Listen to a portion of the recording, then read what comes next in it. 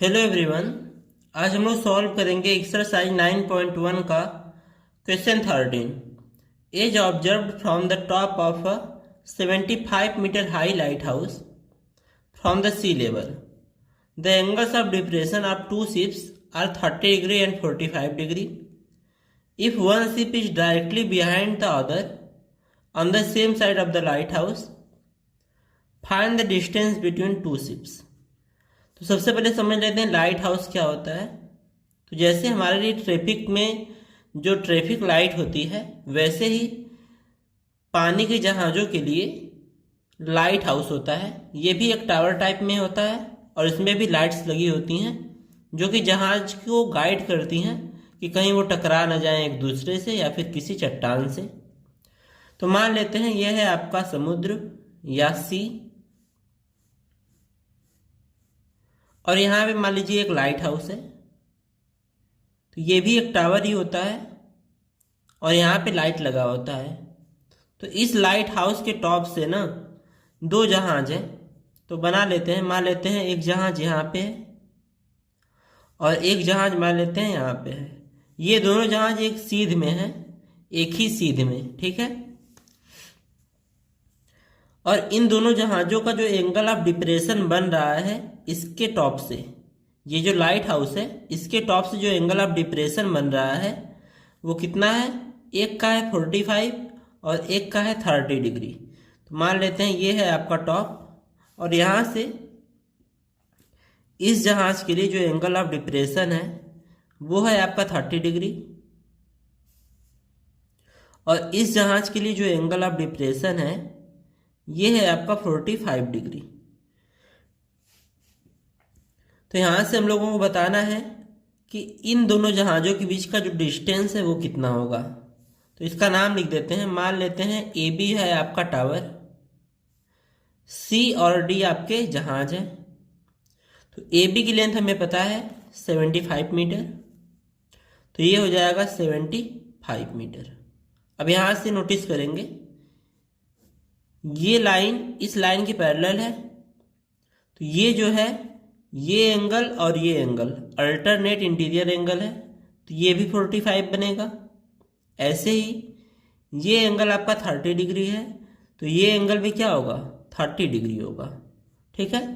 तो angle of depression और angle of elevation दोनों सेम ही होते हैं, बट डिप्रेशन एंगल तब बनेगा जब आप ऊपर से नीचे की तरफ देखेंगे और एलिवेशन एंगल कब बनेगा? जब आप नीचे से ऊपर की तरफ देखेंगे, और ये दोनों सेम होते हैं, ठीक है।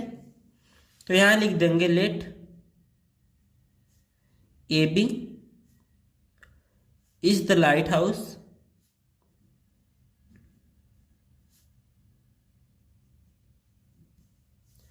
And C and D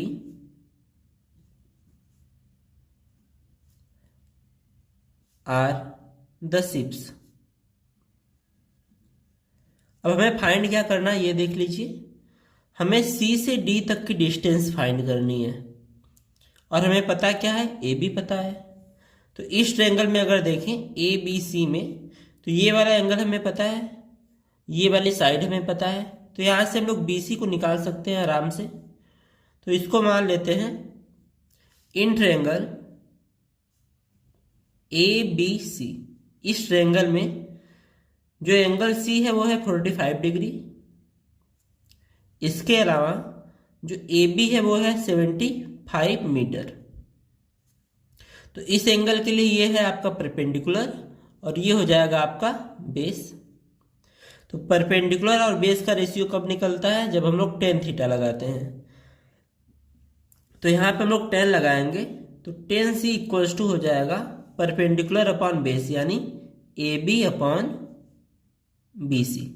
value put करते हैं तो ये हो जाएगा आपका 10, सी की वैल्यू है 45 डिग्री, तो यहाँ पे रख देंगे, इक्वल्स टू ए बी की वैल्यू है 75 अपॉन बी सी की वैल्यू हमें नहीं पता। तो यहाँ से अगर 10 45 की वैल्यू निकालें तो ये होती है 1, तो 1 इक्वल्स टू मिलेगा 75 अपॉन बी सी।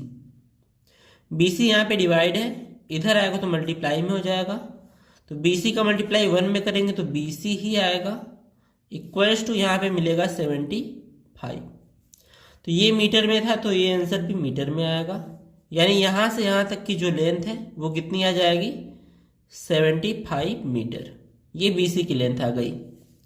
अब हम इस ट्रायंगल का यूज करेंगे ABD। तो लिखेंगे इन ट्रायंगल ABD। यहाँ पे हमें AB पता है, एंगल D पता है, तो यहाँ से हम लोग BD निकाल लेंगे। तो BD निकालने के बाद BC को उसमें से माइनस कर देंगे और CD निकल जाएगा। तो यहाँ हम लोग क्या करेंगे, जो एंगल D है वो 30 डिग्री है। इसके अलावा जो आपका AB है वो कितना है 75 है। तो हम लोग यहाँ पे tan थीटा फिर लगाएंगे, तो tan D इक्वल्स टू हो जाएगा, परपेंडिकुलर है आपका AB और बेस क्या होगा, इस एंगल के लिए जो बेस होगा वो होगा आपका B से D तक, तो ये हो जाएगा BD। तो यहाँ वैल्यू पुट करेंगे, D की वैल्यू है 30, तो tan 30 degree equals to AB की वैल्यू है 75, तो ये हो जाएगा 75 अपॉन BD की वैल्यू हमें नहीं पता, ऐसे ही छोड़ देंगे। तो tan 30 की वैल्यू होती है 1/√3, तो ये हो जाएगा 1/√3 equals to 75 upon BD। Cross multiply करेंगे तो BD का मल्टीप्लाई 1 में करेंगे तो BD ही आएगा। इसके बाद 75 का मल्टीप्लाई √3 में करेंगे तो ये आ जाएगा आपका 75√3। तो जो BD की लेंथ है वो कितनी आ गई 75√3 मीटर। अब यहाँ से ध्यान देंगे, ये आपका BD निकल गया और यहाँ से आपका BC निकल गया। तो हमें क्या निकालना है CD, दोनों जहाजों के बीच की जो डिस्टेंस है वो निकालनी है, यानी यहाँ से यहाँ तक। तो ये लेंथ हमें पता है और पूरी लेंथ कितनी आ गई 75√3। तो पूरी लेंथ में से अगर BC को माइनस कर दें तो CD बच जाएगा। तो यहाँ लिखेंगे CD इक्वल्स टू पूरी लेंथ यानी BD माइनस BC।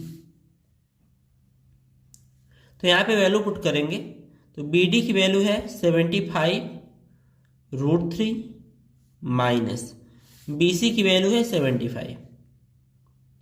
तो यहाँ से हम लोग 75 को कॉमन ले लेंगे, तो 75 कॉमन लेंगे तो क्या बचेगा अंदर √3 minus 1।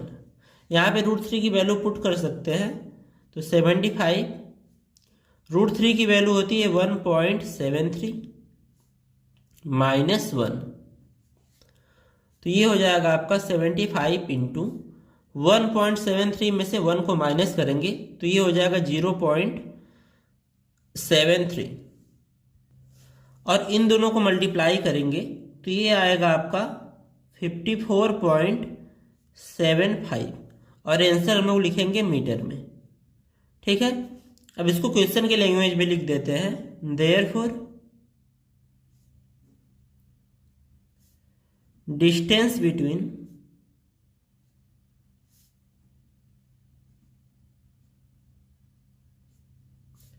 the ships is 54.75 metre.